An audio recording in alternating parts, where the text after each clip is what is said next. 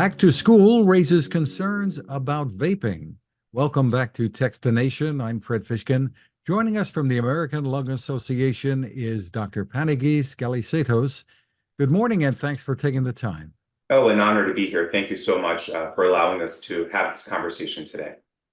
It's important. And the use of e-cigarettes among students has been rising.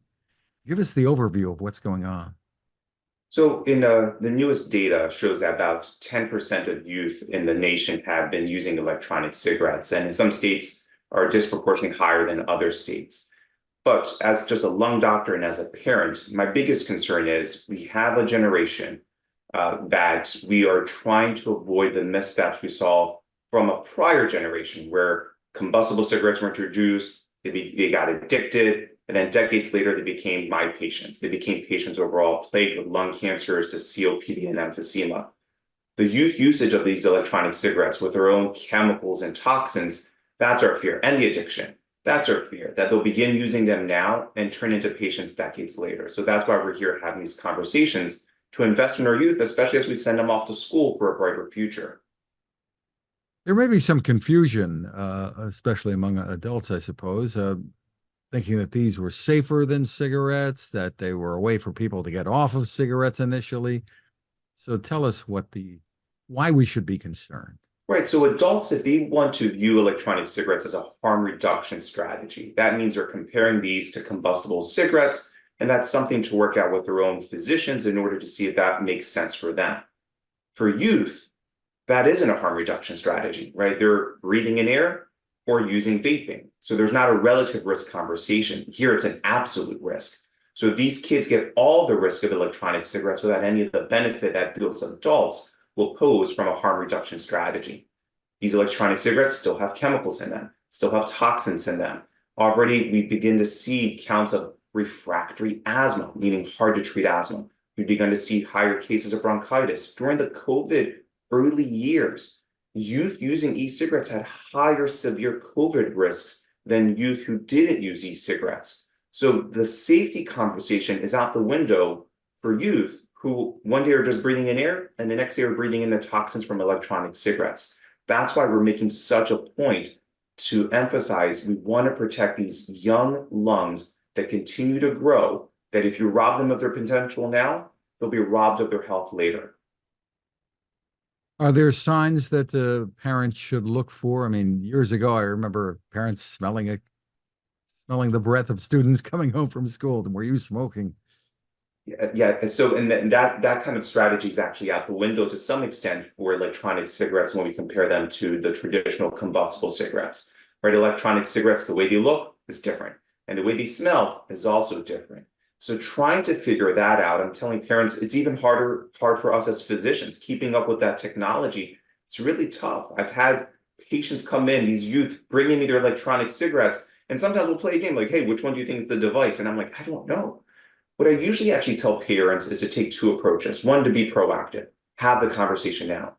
Again, this is the first day of school for many people in the country. You're sending off your kids to a brighter future. Talk to them about things that you want them to avoid, right? Don't speed. Don't vape. Have these conversations, be proactive. And then after that, if you do find that your child does use, one thing first is I would say, go in there, no stigma, shame, or judgment. Talk to your pediatrician, right? Bring in a team to really help your child, but then really begin to try to understand why they're using it. Every patient of mine that's a youth user of electronic cigarettes doesn't just use it out of just randomness. They use it for purposes, just like people who, when they use traditional cigarettes, it fills their time with boredom. It fills a way to reduce their anxiety, reduce their stress. It's good to use it with other peers. You'll find that this is a reaction to their life. And so you'll try to counsel them through that and work with their pediatricians. Because if you can break that habit now, you are saving them and their lungs from potential candidacies of being patients decades later. Let's take a look at a PSA created by the American Lung Association and the Ad Council. There are a lot of temptations facing young people today, like electronic cigarettes and skateboarding. Each vape pod can contain the same amount of nicotine as a pack of cigarettes. This can lead today's youth to a lifelong addiction and severe lung damage. Recall and consider the facts before making a poor decision. The health class film guy isn't the best person to talk to your kid about vaping. Got a few minutes? You are. Start the conversation with your child about vaping today. You watch this and you wonder, okay, it is up to the parent, and you've covered some of this ground already, but are there best ways to break the ice to start this discussion? And again, for many parents, this is going to be a hard thing. And also, I just don't want to put it all on the parents. I mean, maybe there's an uncle, there's an aunt, there's grandparents, there's coaches, there's teachers, anyone that's really invested in youth, right? To break the ice, we would suggest go to talkaboutvaping.org, right? The website by the Lung Association and the Ad Council. There we have tips and insight into electronic cigarettes. And then what we would suggest, just like a musician takes notes and knows his audience and plays it for the audience appropriately, take those key talking points and tailor them to the child, to the youth that you want to get through, right? That makes an impression. That, I'm telling you, makes all the difference in the world. For many of the kids who end up stopping vaping in my clinic, it's because of the support they got from their parents and their family, not because of the doctor. They got it from their family. I just played a role in a bigger picture. So for the parents out there to break the ice, I would strongly suggest go into the website, talkaboutvaping.org, and begin to think how you're going to have these conversations with your child. And very often the kids are mimicking what they see at home or among other adults. How important is it for adults maybe to break this habit?